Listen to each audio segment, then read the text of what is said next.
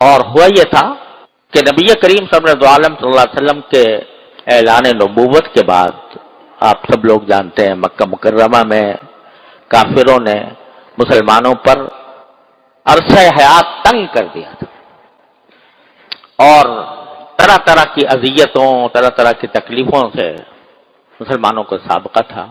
اس قدر مجبور ہو گئے تھے کہ اب مکے میں رہنا ان کے لیے بہت مشکل ہو گیا تھا.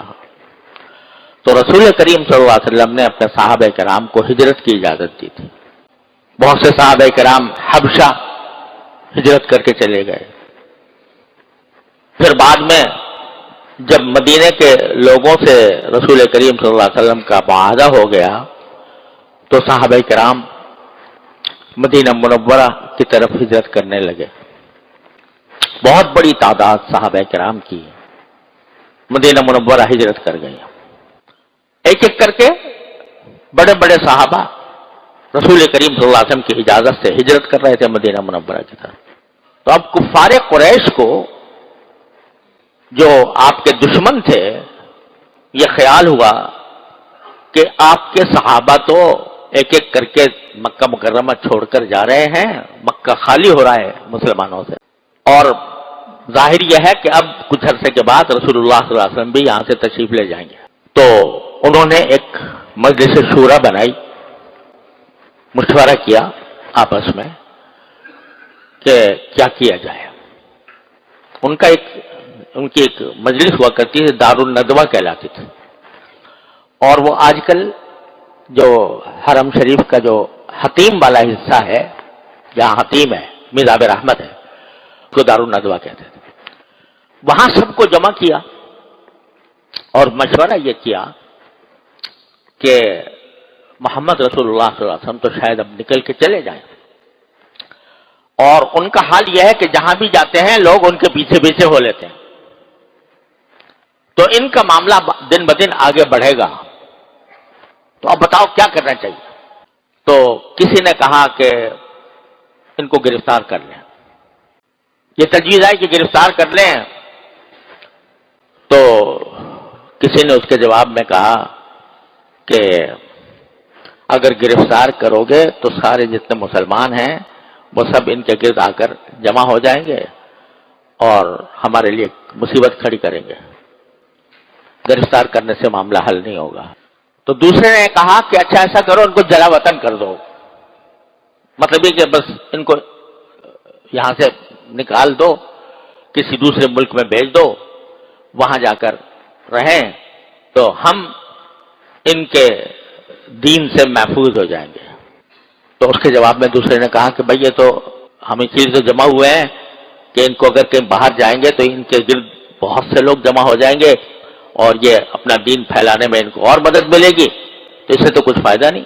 تو تیسرے نے کہا کہ بھئی پھر ایسا کرو اب اور کوئی راستہ نہیں ہے، ان کو قتل کر دو. تو کسی نے کہا بھی قتل کرو گے تو ان کا قبیلہ جو ہے بڑا طاقتور ہے، وہ قبائلی زندگی تھی عرب میں، تو چاہے مذہب کوئی بھی ہو کسی کا، لیکن جس قبیلے سے تعلق رکھتا ہے اس کا قبیلہ اس کا انتقام دیا بغیر نہیں چھوڑتا تھا. تو حضور اقدس صلی اللہ علیہ وسلم کا قبیلہ تھا بنو عبد مناف. تو لوگوں نے کہا کہ بھئی اگر کوئی بھی قتل کرے گا تو بنو عبد مناف اس کو قصاص کے بغیر نہیں چھوڑیں گے، بدلہ لیں گے اور پھر ہمارے آدمی بھی قتل. تو صحابہ کرام مدینہ منورہ کی طرف ہجرت کرنے لگے.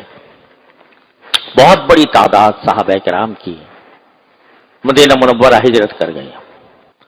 ایک ایک کر کے بڑے بڑے صحابہ رسول کریم صلی اللہ علیہ وسلم کی اجازت سے ہجرت کر رہے تھے مدینہ منورہ کی طرف.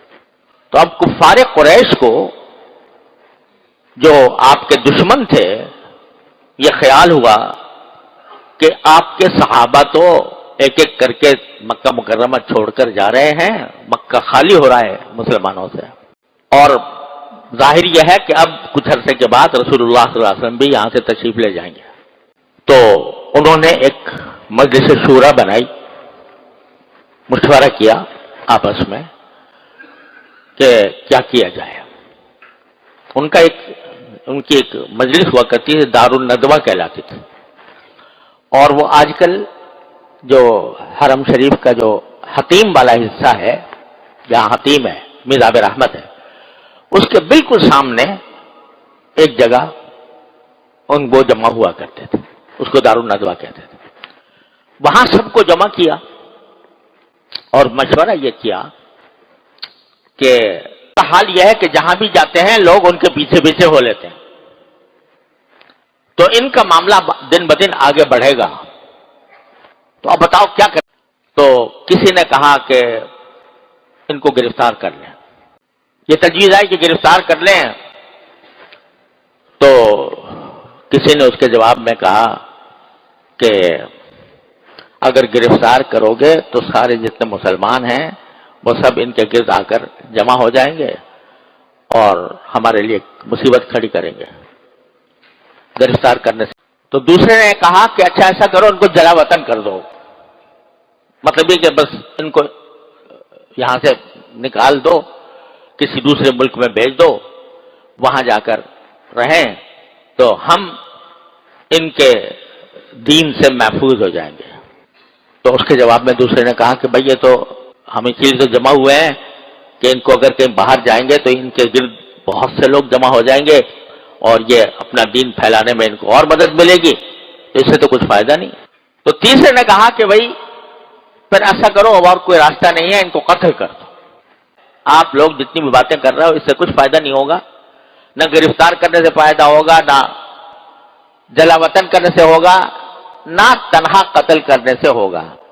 ایسا کرو کہ جتنے قبائل ہیں مکے میں ان میں سے ہر ایک قبیلے میں سے ایک ایک نوجوان کو کا انتخاب کرو، اور انتخاب کر کے ہلہ بول دو ایک دم سے جا کر نبی کریم صلی اللہ علیہ وسلم کے اوپر، سارے قبائل کے نوجوان مل کر حملہ کریں رسول کریم صلی اللہ علیہ وسلم پر اور آپ کو معاذ اللہ قتل کر دیں اکٹھے۔ جب قتل کرنے میں اتنے سارے قبیلے داخل ہوں گے تو بنو عبد مناف کس کس سے قصاص لیں گے، کس کس کا انتقام لیں گے؟ لہذا جب اکٹھے قتل ہوں گے، قتل کیے جائیں گے، تو بنو عبد مناف میں یہ طاقت نہیں ہوگی کہ وہ سب سے قصاص لیں۔ تو یہ تجویز جو ہے سب لوگوں کو بڑی پسند آئی کہ بھائی پھر ایسے ہی کرو۔ جتنے قبیلے تھے ان میں سے ایک ایک نوجوان کو لیا گیا اور بڑے بڑے سردار جو تھے وہ بھی ساتھ شامل ہوئے، ابو جہل بھی تھا اس میں، امیہ بن خلف بھی تھا، وغیرہ وغیرہ بہت سے سردار تھے۔ انہوں نے کہا پھر آج ہم رات کے وقت میں یہ کام کریں گے کہ آپ کے گھر کا محاصرہ کر کے پھر ہم آپ کو قتل کریں گے۔ نبی کریم سرور عالم صلی اللہ علیہ وسلم گھر میں رات کو تشریف لے گئے تو دیکھا کہ چاروں طرف سے محاصرہ ہوا ہے کافروں کا۔ تو آپ نے پہلا کام یہ کیا کہ حضرت علی رضی اللہ تعالیٰ عنہ کو بلایا، اور باوجود کہ لوگ رسول کریم صلی اللہ علیہ وسلم کے دشمن تھے مگر آپ کو صادق اور امین سب مانتے تھے، لہذا لوگ امانتیں لا لا کر رکھوایا کرتے تھے رسول کریم صلی اللہ علیہ وسلم کے پاس کہ ان سے زیادہ امانت دار کوئی اور ہے نہیں، انہی کے پاس رکھوائیں، جب ضرورت ہوگی ان سے لے لیں گے۔ تو آپ پر ہجرت سے پہلے یہ بوجھ تھا کہ میں امانتیں اپنے امانت داروں کو پہنچاؤں۔ آپ ذرا اندازہ فرمائیے، کافر ہیں، خون کے پیاسے ہیں، محاصرہ کر رکھا ہے، قاتلانہ حملہ کرنے کے لیے تیار ہیں، مگر جو امانتیں رکھی ہیں ان کی فکر اپنی جان سے زیادہ ہے۔ تو آپ نے حضرت علی کو بلا کر وہ ساری امانتیں دی اور کہا کہ میں جب چلا جاؤں گا تو یہ ساری امانتیں لوگوں تک پہنچا دینا، اور ساتھ میں یہ فرمایا کہ تم میرے بستر پر لیٹ جاؤ، یہاں سو جاؤ، اور ڈرنا نہیں، تو میں انشاءاللہ کوئی بال بیکا نہیں کر سکے گا۔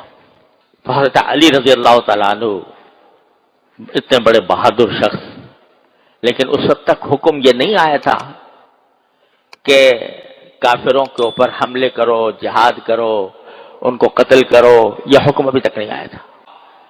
قوت، طاقت سب کچھ دیتی، شاید اگر اکیلے بھی نکل جاتے تو سارے معاشرے والوں کو بھگا دیتے، لیکن اللہ کا حکم تھا کہ ابھی نہیں، ابھی تلوار نہیں اٹھا۔ حضرت علی کو لٹا دیا بستر پر، اور خود رسول کریم صلی اللہ علیہ وسلم گھر سے باہر نکلے، جبکہ محاصرہ کیا ہوا ہے لوگوں نے، نکلے اور زبان مبارک پر یہ آیات تھیں وَجَعَلْنَا مِن بَيْنِ أَيْدِيهِمْ سَدًّا وَمِن خَلْفِهِمْ سَدًّا فَأَغْشَيْنَاهُمْ فَهُمْ لَا يُبْصِرُونَ، یا سورہ یاسین کی آیت کہ ہم نے قرآن کریم میں اس سورہ یاسین میں فرمایا کہ ہم نے ان کے سامنے بھی ایک دیوار کھڑی کر دی ہے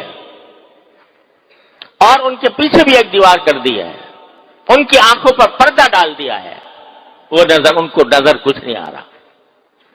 یہ آیت پڑھ کر رسول کریم صلی اللہ علیہ وسلم باہر نکلے، سارا محاصرہ کیے ہوئے تھے ابو جہل، ابو لہب اور امیہ بن خلف اور کون کون بڑے بڑے سردار، کسی کو پتہ ہی نہیں چلا، اور رسول کریم صلی اللہ علیہ وسلم وہاں سے نکل آئے اور نکل کر سیدھے حضرت صدیق اکبر کے گھر۔ حکم یہی تھا کہ وہ رفاقت کا شرف صدیق اکبر رضی اللہ تعالیٰ عنہ کو حاصل ہوگا، تو حضرت صدیق اکبر کے گھر پر پہنچے۔ اس دوران یہ آیتیں نازل ہوئی تھیں، ایک سورہ انفال میں ہے غالباً، وَإِذْ يَمْكُرُ الَّذِينَ كَفَرُوا لِيُثْبِتُوكَ أَوْ يُقْتُلُوكَ أَوْ يُخْرِجُوكَ، وہ وقت یاد کرو کہ تمہارے یہ کافر لوگ آپس میں تدبیریں کر رہے تھے۔ کیا تدبیر کر رہے تھے؟ کہ آپ کو گرفتار کر لیں یا آپ کو قتل کر دیں یا آپ کو جلا وطن کر دیں، یخرجوکا۔ وہ تو یہ تدبیریں کر رہے تھے، لیکن اللہ تعالیٰ اپنی تدبیر کر رہا تھا، واللہ خیر الماکرین، اللہ تعالیٰ کی تدبیر تو سب پہ بالا ہے۔ یہ آیت نازل ہوئی۔ یہ کتاب جو میں پڑھ رہا ہوں حضرت حکیم الامت مولانا اشرف علی صاحب تھانوی رحمۃ اللہ علیہ کے مواعظ اور ملفوظات کا ایک انتخاب ہے، جس میں تصوف کے مختلف مسائل بیان ہوئے ہیں، اور ان میں سے میں صرف وہ حصہ پڑھ رہا ہوں جو ہماری باطنی بیماریوں جس کی وجہ سے ہم اللہ بچائے گناہ گار ہوتے رہتے ہیں۔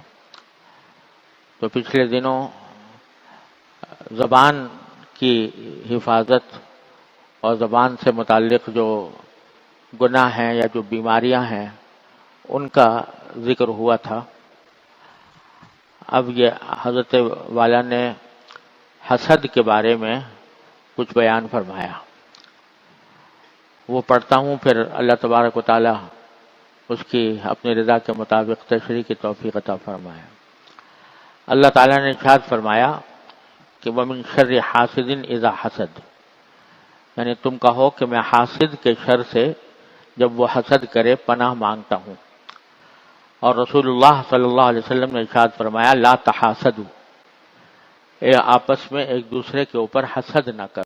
حسد کی حقیقت یہ ہے کہ کسی شخص کی اچھی حالت کا ناگوار گزرنا، کسی کو اچھی حالت میں دیکھے اور وہ دل پر ناگوار ہو کہ یہ کیوں آگے بڑھ گیا یا کیوں اس کو یہ اچھی حالت حاصل ہو گئی، اور یہ آرزو کرنا کہ یہ اچھی حالت اس کی زائل ہو جائے، یہ حسد ہے۔ اس کے 3 درجے ہیں۔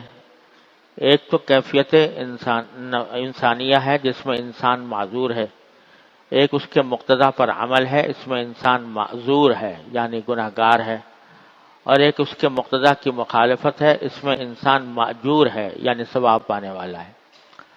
اللہ تعالیٰ فرماتے ہیں کہ میرے بندے پر نعمت دیکھ کر حسد کرنے والا گویا میری اس تقسیم سے ناراض ہے جو میں نے اپنے بندوں میں فرمائی ہے۔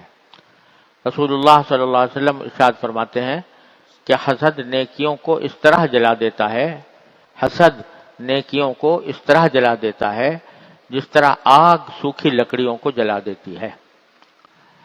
البتہ ایسے شخص پر حسد کرنا جائز ہے جو اللہ کی دی ہوئی نعمت کو ظلم یا معصیت میں خرچ کر رہا ہو، مثلا مالدار ہو اور شراب اور بے حیائی میں اڑا رہا ہو، لہذا ایسے شخص سے مال چھین جانے کی آرزو کرنا گناہ نہیں ہے۔ حسد کا باعث عموماً یا تو تکبر اور غرور ہوتا ہے یا عداوت اور خباثت نفس کہ بلا وجہ خدا کی نعمت میں بھی بخل کرتا ہے اور چاہتا ہے کہ جس طرح میں کسی کو کچھ نہیں دیتا اسی طرح حق تعالیٰ بھی دوسرے کو کچھ نہ دے۔ البتہ دوسرے کو نعمت میں دیکھ کر حرص کرنا اور چاہنا کہ اس کے پاس بھی یہ نعمت رہے اور مجھے بھی ایسی مل جائے، یہ غبطہ اور رشک کہلاتا ہے، اور غبطہ شرعاً جائز ہے۔ یہ قرآن کریم نے بھی حسد کی مذمت فرمائی ہے، اور حدیث میں بھی رسول کریم صلی اللہ علیہ وسلم نے حکم دیا کہ لا تحاسدوا، ایک دوسرے کے اوپر حسد نہ کرو۔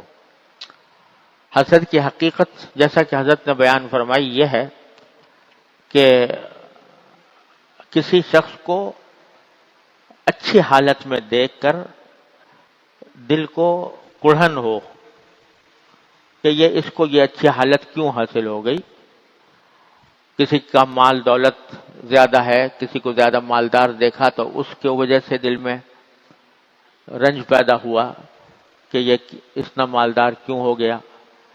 کسی کی شہرت زیادہ ہو گئی، اس کی وجہ سے دل میں حسد پیدا ہوا کہ اس کی شہرت کیوں بڑھ گئی۔ اور کسی کو اگر علم کے اندر ترقی حاصل ہوئی تو اس کے اوپر یہ خیال ہونا کہ اس کو